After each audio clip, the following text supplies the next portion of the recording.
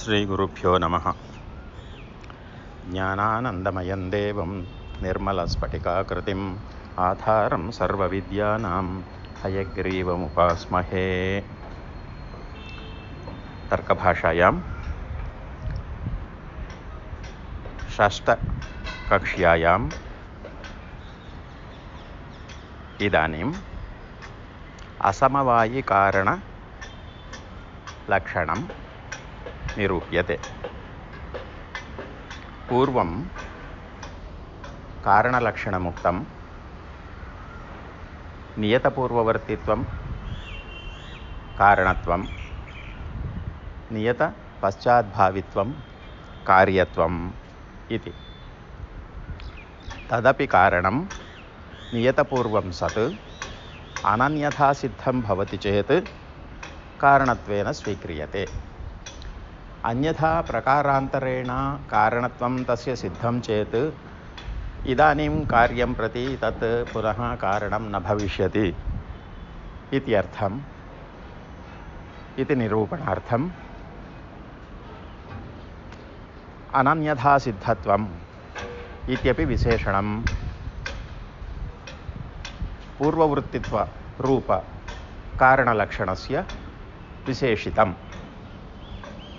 इदानीं तत्कारणं त्रिविधमिति विभज्य समवायिकारणम्, असमवायिकारणं, निमित्तकारणम् इति त्रिधा निरूप्यते।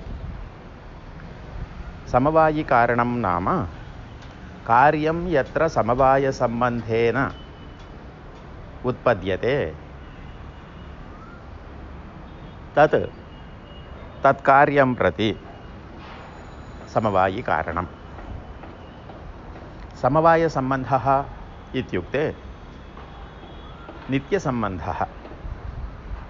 उभयोः मध्ये सम्बन्धः यावत्कालं तिष्ठति इत्युक्ते भूतभविष्यद्वर्तमानकालेषु इति नास्ति।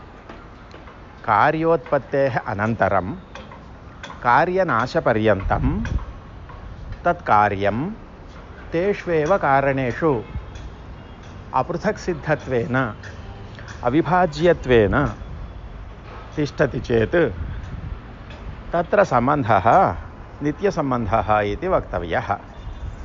नो चेत् तात्कालिकसम्बन्धः, अनित्यसम्बन्धः, संयोगः इत्युच्यते।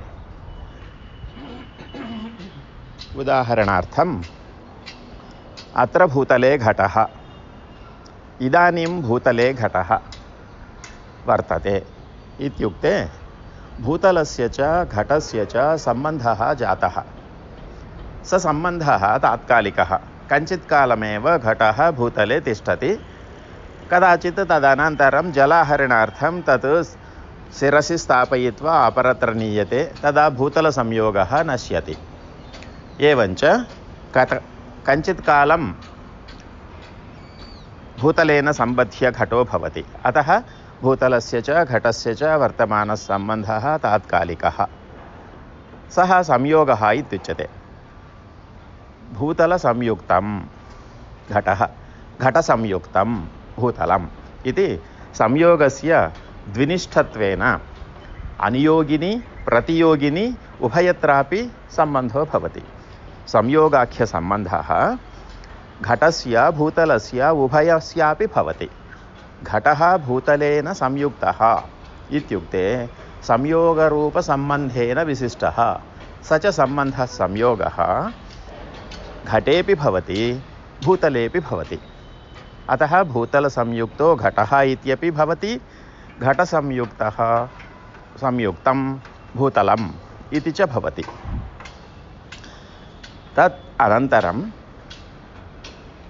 द्वयोः पदार्थयोः सम्बन्धः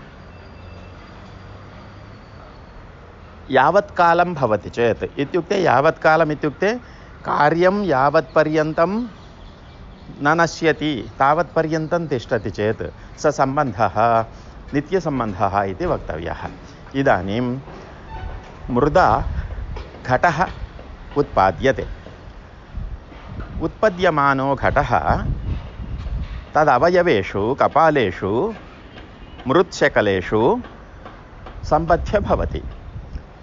कियत्कालम् इत्युक्ते घटः इति यावत्पर्यन्तं व्यवह्रियते घटनाशपर्यन्तं घटः तदवयवेषु कपालेषु तिष्ठति। तादृश स्थले सम्बन्धः नित्यसम्बन्धः। सः समवायः इति अभियुक्तः। इदानीं स सम्बन्धः समवायः नित्यसम्बन्धः इति लक्षयित्वा तद् कुत्र भवति इत्युक्ते पञ्चसु विषयेषु भवति समवायः। अवयव अवयविनोः अवयवेषु अवयवी भवति इत्युक्ते समवायसम्बन्धेन भवति। एवं गुणगुणिनोः गुणस्य गुणिनि द्रव्ये समवायेन स्थितिः।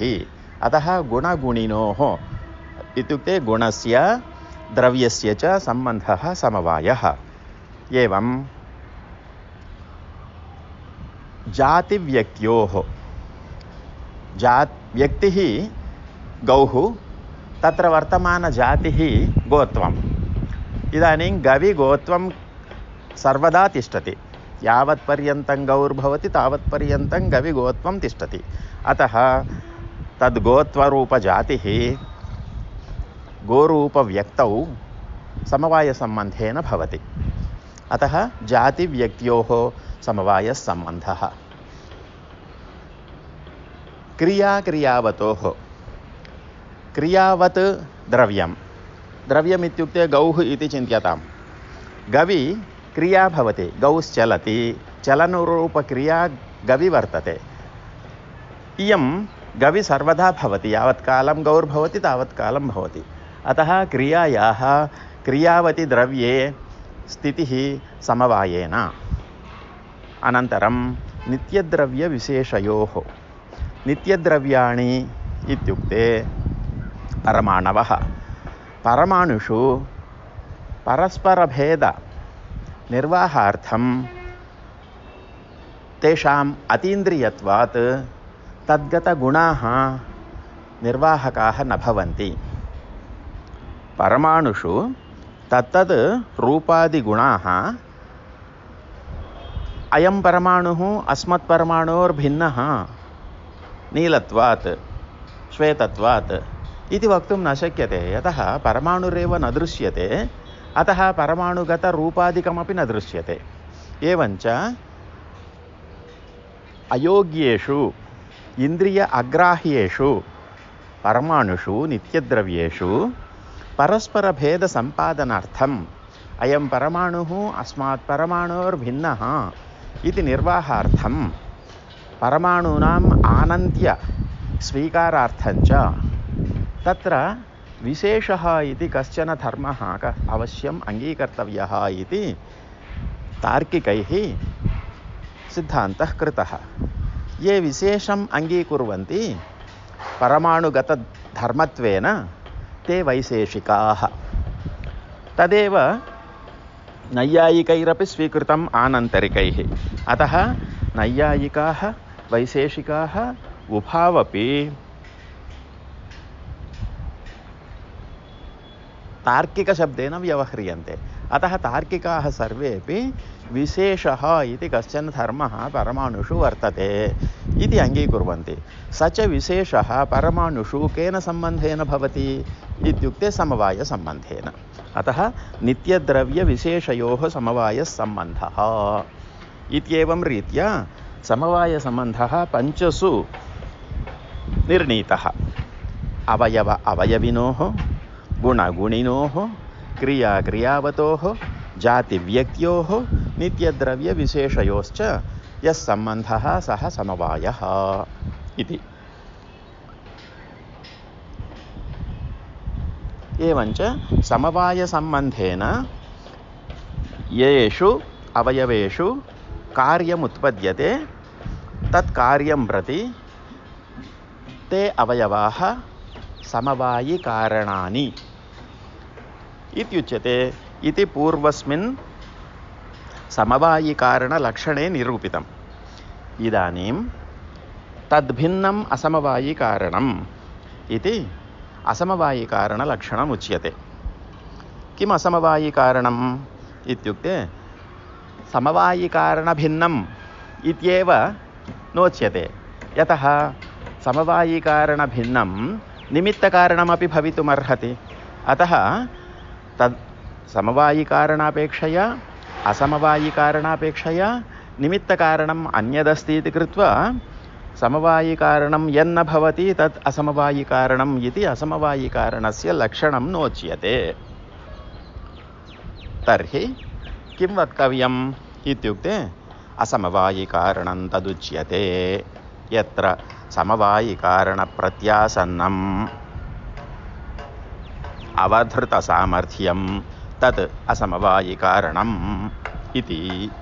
समवायिकारणे प्रत्यासन्नं कारणम् असमवायिकारणम्। इदानीं पूर्वं समवायिकारणे अवयवेषु समवायसम्बन्धेन आसन्नं स्थितं कार्यं घटः इत्युक्तम्। इदानीं तत्रैव समवायिकारणेषु अवयवेषु घटापेक्षया अन्यदपि वर्तते, तद् असमवायिकारणत्वेन उच्यते। यतः सूक्ष्मतया परिशीलने अवयवाः अवयविनम् उत्पादयन्ति, घटावयवाः घटम् उत्पादयन्ति इत्युक्ते कथम् उत्पादयन्ति? परस्परं विकीर्णाः परमाणवः घटं नोत्पादयितुं प्रभवन्ति। अतः परमाणुः अन्यपरमाणुना संयुज्यते, तथा द्व्यणुकं भवति। त्रिभिः द्व्यणुकैः त्र्यणुकं भवति। एवं बहुभिः त्र्यणुकैः कपालो भवति। बहवः कपालाः संयुक्ताः सन्तः घटम् आरभन्ते। इदानीम् अवयवाः घटम् आरभन्ते, अवयवेषु परस्परं संयोगः अपि घटम् आरभते इति कृत्वा अवयवद्वयसंयोगः, कपालद्वयसंयोगः इत्ययम् अंशः अपि घटस्य कार्यस्य उत्पत्तौ कारणं भवति इति जातम्। इदं कीदृशं कारणम् इत्युक्ते समवायिकारणात् भिन्नं कारणम्, असमवायिकारणत्वेन लक्षणीयं। कथं? समवायिकारणे प्रत्यासन्नम् इति कृत्वा निमित्तकारणस्य कुलालादेः समवायिकारणात् भेदेपि असमवायिकारणत्वेन ग्रहणेपि तदेव तल्लक्षणमिति नोच्यते। यतः असमवायिकारणस्य निमित्तकारणापेक्षया अपि भेदात्। असमवायिकारणमिति अवयवद्वयसंयोगः। द्वौ अवयवौ संयुक्तौ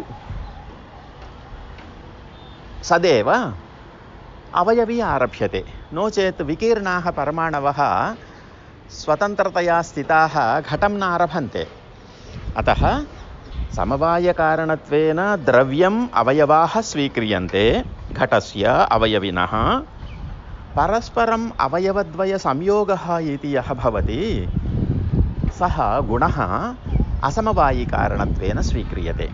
स च गुणः अवयवद्वयसंयोगः अवयवेषु द्रव्येषु तिष्ठति। एवञ्च अवयवेषु वर्तमानः अवयवसंयोगः, अवयवत्रयसंयोगः इति बहूनाम् अवयवानां संयोगः रूपगुणः अवयवेषु द्रव्ये समवायसम्बन्धेन भवति। कथं? गुणगुणिनोः समवायात्। गुणः गुणिनी द्रव्ये समवायसम्बन्धेन भवति इति अस्माभिः पूर्वम् उक्तम्। अतः यत् कारणं भवति समवायिकारणं, यस्य कार्यस्य यत् समवायिकारणं भवति तत्र समवायिकारणे पुनः समवायसम्बन्धेन प्रत्यासन्नं यत् तद् असमवायिकारणम् इत्युच्यते। इदानीं घटस्य अवयवाः घटम् उत्पादयन्ति इति कृत्वा घटम् इति कार्यस्य अवयवाः समवायिकारणानि। तेषु समवायिकारणेषु अवयवेषु अवयवद्वयसंयोगः पुनः समवायसम्बन्धेन भवति गुणगुणिनोः समवायात्। अतः समवायिकारणे प्रत्यासन्नम् इत्युक्ते समवायिकारणेषु अवयविषु समवायसम्बन्धेन प्रत्यासन्नं कार्यं घटः अपि भवति। एवमेव अवयवद्वयसंयोगः अपि भवति इति कृत्वा अयम् अवयवद्वयसंयोगोऽपि घटं प्रति कारणं। कीदृशकारणम् इत्युक्ते समवायिकारणात् भिन्नं कारणम्, असमवायिकारणं। तद् समवायिकारणेष्वेव प्रत्यासन्नं स्यात्। प्रत्यासन्नम् इत्युक्ते आसन्नं स्थितम् इत्यर्थः। अन्यत् सर्वं समवायिकारणाद् अतीत्य अपरत्र वर्तमानं कुलालादि कारणम् असमवायिकारणं न भवति। यतः कुलालादीनां समवायिकारणभेदेपि असमवायिकारणत्वं न भवति। यतः असमवायिकारणमित्येतत् समवायिकारणेष्वेव अवश्यं समवायसम्बन्धेन स्थातव्यम्। अतः असमवायिकारणस्य इदं लक्षणमुच्यते समवायिकारणप्रत्यासन्नं कारणम् असमवायिकारणम् इति। तदेव लक्षणमुच्यते। असमवायिकारणं तदुच्यते यत् समवायिकारणप्रत्यासन्नम् अवभृत सामर्थ्यं तत् असमवायिकारणं। यथा तन्तुसंयोगः पटस्य असमवायिकारणम्। इदानीम् एतावत्पर्यन्तम् अस्माभिः घटस्य विषये कार्ये अवयवाः अणवः समवायिकारणमित्युक्त्वा परस्पर अणुद्वयसंयोगः अणुषु वर्तमानः असमवायिकारणत्वेन निरूपितः। ग्रन्थे अन्यदुदाहरणं दीयते तन्तुसंयोगः पटस्य असमवायिकारणम् इति। पटः इति वस्त्रं। वस्त्रं कुत्र उत्पद्यते? तन्तुषु उत्पद्यते। तन्तवः वस्त्रस्य आरम्भकाः। इदानीं केवलं विकीर्णाः तन्तवः पटं नारभन्ते। अतः तन्तुद्वयसंयोगः, तन्तुत्रयसंयोगः, तन्तूनाम् अनेकेषां संयोगः इति कश्चन संयोगरूपगुणः अपि पटनिर्माणे कारणं भवति। तन्तुवायः किं करोति? तन्तवः परस्परं मेलयति। अतः तन्तुसंयोगरूपगुणः तन्तुषु अवयवेषु द्रव्येषु समवायसम्बन्धेन वर्तमानं सत् तत्र समवायसम्बन्धेन उत्पद्यमानस्य पटस्यापि कारणानि भवन्ति। तन्तवः पटारम्भकाः भवन्ति, तन्तुसंयोगः अपि पटस्य आरम्भकं भवति। अतः तन्तवः समवायिकारणं पटस्य, तन्तुद्वयसंयोगः असमवायिकारणम्। अतः तन्तुद्वयसंयोगः इत्येतत् तन्तुभिः भिन्नः, तन्तुभ्यो भिन्नः। अतः समवायिकारणाद् भिन्नम् असमवायिकारणम् इति लक्षणमपि भवति। समवायिकारणे प्रत्यासन्नं समवायसम्बन्धेन वर्तमानं तदपि इति लक्षणं सङ्गच्छते। एवं रीत्या तन्तुसंयोगः पटस्य असमवायिकारणं। तन्तुसंयोगस्य गुणस्य, यतः तन्तुसंयोगः इत्येतत् गुणः, तस्य पटसमवायिकारणेषु पटस्य आरम्भकेषु तदवयवेषु समवायसम्बन्धेन पटः यत्र उत्पद्यते तन्तुषु तेषु इदानीं तन्तवः गुणी जाताः। द्रव्यं तत्र वर्तमानः धर्मः तन्तुसंयोगः। तन्तुसंयोगः कुत्र वर्तते? तन्तुषु वर्तते। अतः तन्तुनिष्ठ तन्तुसंयोगः समवायसम्बन्धेन भवति। यतः तन्तूनां द्रव्यत्वात् तन्तुसंयोगस्य गुणत्वात् गुणगुणिनोः समवायात्। अतः तन्तुसंयोगस्य गुणस्य पटसमवायिकारणेषु तन्तुषु गुणिषु समवायत्वेन समवायसम्बन्धेन वर्तमानत्वेन समवायिकारणप्रत्यासन्नत्वात् समवायिकारणे समवायसम्बन्धेन वर्तमानत्वात् पटसमवायिकारणेषु तन्तुषु समवायसम्बन्धेन तन्तुसंयोगः वर्तते। अतः तन्तुद्वयसंयोगः समवायिकारणप्रत्यासन्नः। अतः पटं प्रति तत् असमवायिकारणं भवति। इदानीं कारणत्वं सिद्धं तन्तुद्वयसंयोगस्य। तावता न पर्याप्तं, तत् नियतमपि स्यात्। पटोत्पत्तेः पूर्वमेव तन्तुद्वयसंयोगः उत्पद्यते इति कृत्वा तस्य पूर्वभावित्वं वर्तते। विना तन्तुद्वयसंयोगं पटः नोत्पद्यते इति नियतत्वमपि वर्तते। तन्तुसंयोगः पटस्यैव कारणं भवति, अन्यस्य कारणं न भवति इति कृत्वा अनन्यथा सिद्धत्वमपि भवति। एवञ्च अनन्यथा सिद्ध नियत पूर्ववर्तित्वं तन्तुद्वयसंयोगे पटं प्रति भवति इति कृत्वा पटस्य तन्तुद्वयसंयोगः असमवायिकारणं, तन्तवः समवायिकारणम् इति एतावता असमवायिकारणनिरूपणं जातम्। एकवारं ग्रन्थं पुनः पठामः। असमवायिकारणं तदुच्यते यत् समवायिकारणप्रत्यासन्नम् अवधृतसामर्थ्यं तत् असमवायिकारणं। यथा तन्तुसंयोगः पटस्य असमवायिकारणं। तन्तुसंयोगस्य गुणस्य पटसमवायिकारणेषु तन्तुषु गुणिषु समवेतत्वेन समवायिकारणप्रत्यासन्नत्वात् अनन्यथा सिद्धनियतपूर्वभावित्वेन पटं प्रति कारणत्वाच्च इति एतावानंशः अत्र समवायिकारणनिरूपणे कृतः। इतोपि अन्यः एकः प्रकारः वर्तते। असमवायिकारणं द्विविधं भवति। समवायिकारणप्रत्यासन्नम् असमवायिकारणम् इत्युक्त्वा तत्कारणप्रत्यासन्नमपि भवति। कारणप्रत्यासन्नं कारणकारणप्रत्यासन्नमपि भवति इति असमवायिकारणद्वैविध्यमुच्यते। तदेव कार्येण कारणेन वा सह एकस्मिन्नर्थे समवेतं सत्कारणम् असमवायिकारणम् इति अन्यत्र तर्कसङ्ग्रहादिग्रन्थेषु निरूपितम्। इदानीम् असमवायिकारणं तन्तुद्वयसंयोगः कुत्र वर्तते? तन्तुषु वर्तते। कथं कार्येण सह वर्तते। तन्तुषु पटः कार्यमपि भवति, तन्तुद्वयसंयोगः अपि भवति। इदानीं तन्तुद्वयसंयोगस्य पटेन सामानाधिकरण्यं जातं तन्तुषु अवयवेषु पटोपि भवति, कारणभूत तन्तुद्वयसंयोगोऽपि भवति।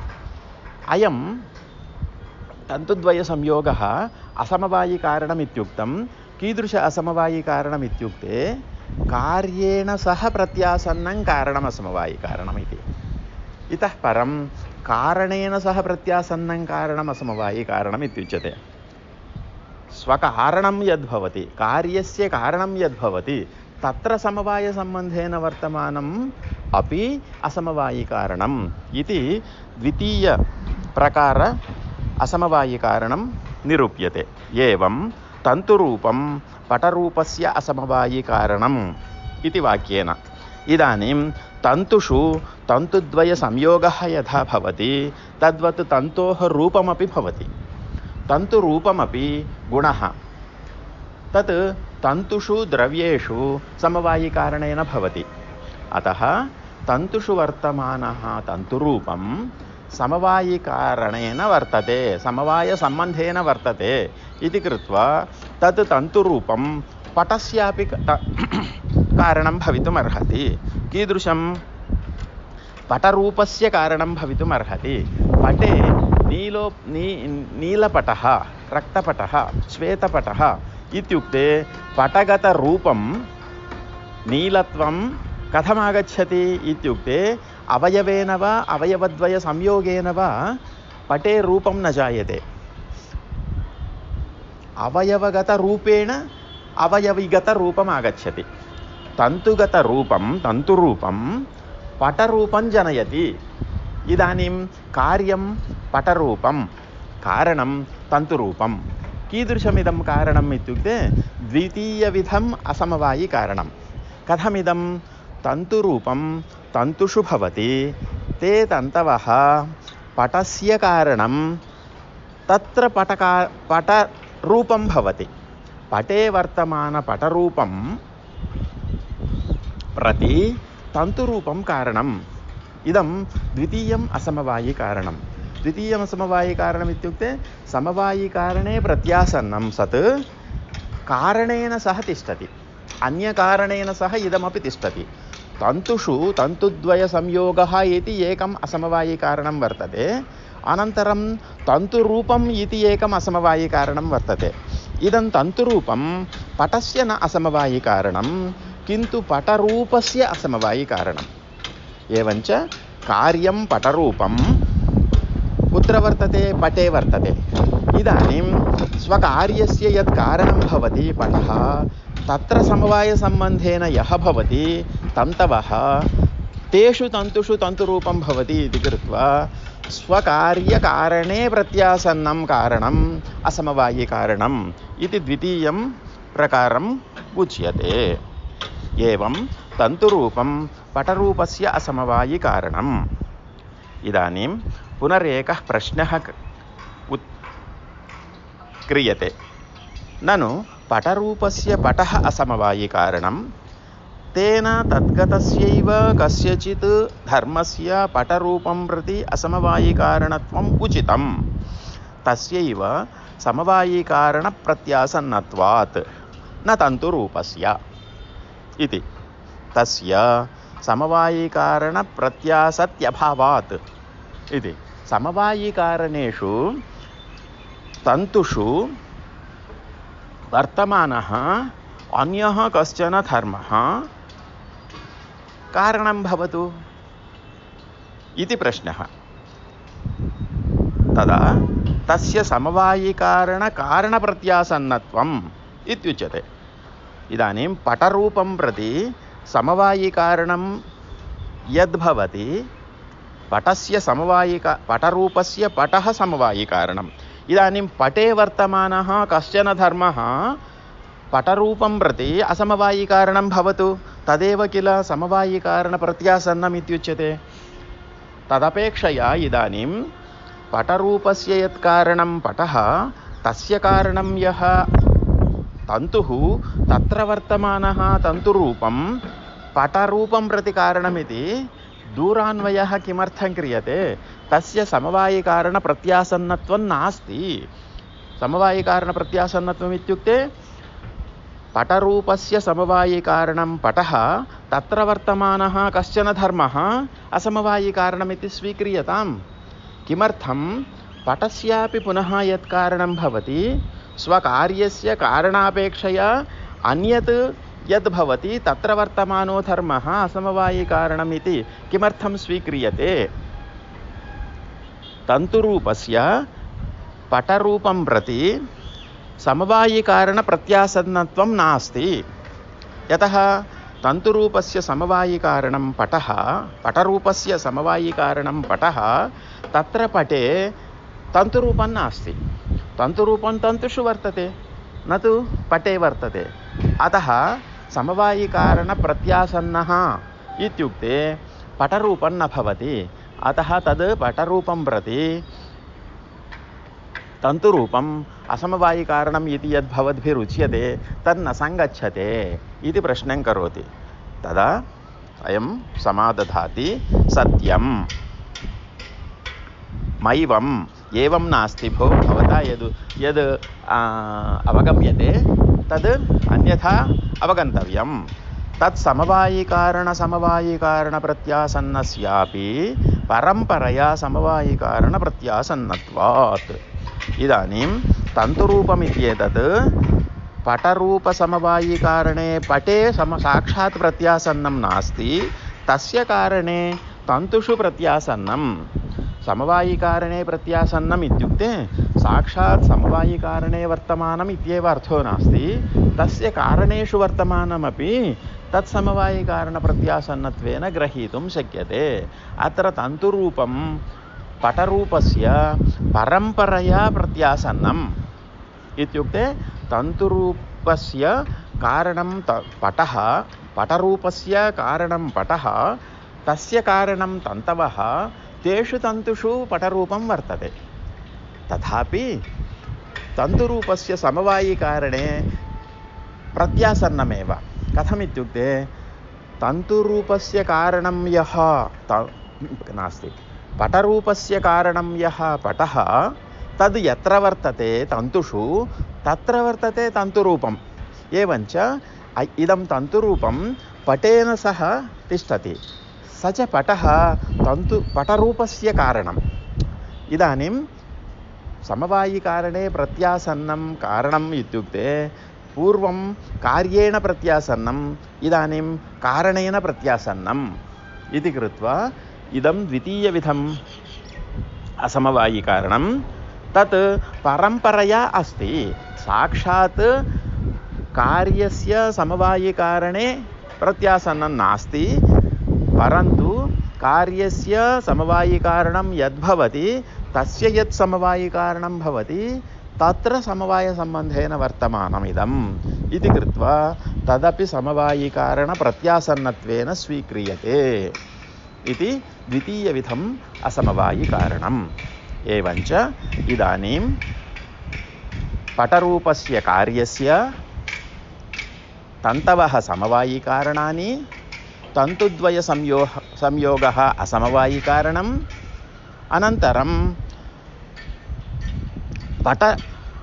पटस्य रूपं यदा उत्पद्यते तदा पटरूपं कार्यं भवति चेत् तस्य पटः समवायिकारणम्, तन्तुरूपम् असमवायिकारणम् इति कृत्वा द्वितीयविधम् असमवायिकारणम् अत्र निरूपितम् इति शम्।